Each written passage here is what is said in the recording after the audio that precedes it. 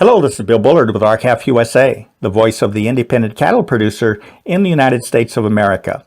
Well, in a previous segment, we talked about the fact that the U.S. International Trade Commission was conducting an investigation to determine the likely economic impacts of the newly renegotiated North American Free Trade Agreement, which is now called the United States Mexico-Canada Agreement, or USMCA.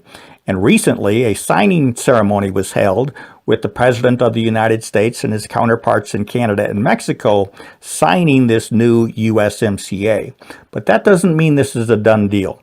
What it means is that it is now up to Congress to decide whether or not this agreement is good for America and whether or not they will approve that.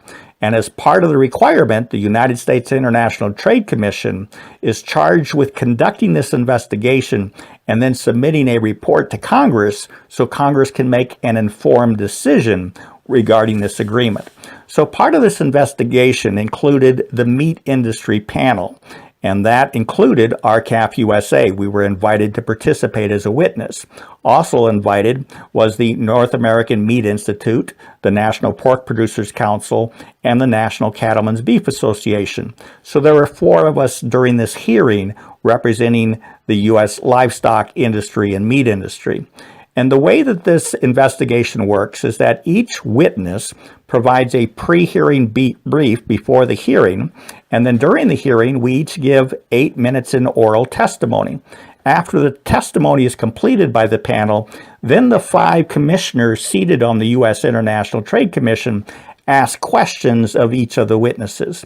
And it's during this question and answer period that the truth of the matter really comes to the forefront. And it gives you some insight as to what the commission is thinking in terms of how it's likely to report what the likely impacts will be for this agreement on our U.S. cattle industry. And for example, we were talking about trade flows. I was explaining that the United States is being injured because of the large volumes of undifferentiated imports coming into the United States in the form of beef and cattle from both Canada and Mexico. Well, the North American Meat Institute representative took exception to that and claimed that we were exporting products that we didn't consume much of in the United States, so we need these additional export markets, and then we're importing a lean quality product to kind of balance the production here in the United States.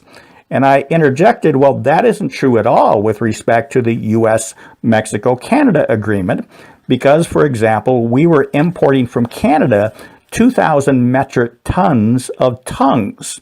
And obviously, we produce more tongues in the United States than we consume. So it begs the question, why are we importing such large volumes of tongues from Canada? Well, the National Cattlemen's Beef Association representative provided a rather surprising answer. Remember, this is an organization that vehemently opposes country of origin labeling, believes it is not in the best interest of the industry to distinguish the U.S. product from product produced in foreign countries. And here was the response from the National Cattlemen's Beef Association regarding why we import these tongues from Canada. And the answer is, it's because export customers, our U.S. export customers, assign a higher value on beef products that are American produced. And therefore, we are importing these cheaper tongues from Canada and then selling it to our export customers with a USA label on it, which increases the value. Now, that's surprising because the National Cattlemen's Beef Association was essentially arguing that the reason we do this is to benefit the packers. How in the world does a domestic cattle producer benefit when the meat packers are allowed to take tongues from Canada, bring them in the United States, and then sell them to unsuspecting export customers as a product of the United States produced by U.S. cattlemen? Obviously, that's a deception, and a very disconcerting one at that. There is also the question of, well, why are we importing these cattle from Canada, and why are they cheaper in Canada when the labor costs have to be comparable to that of the United States?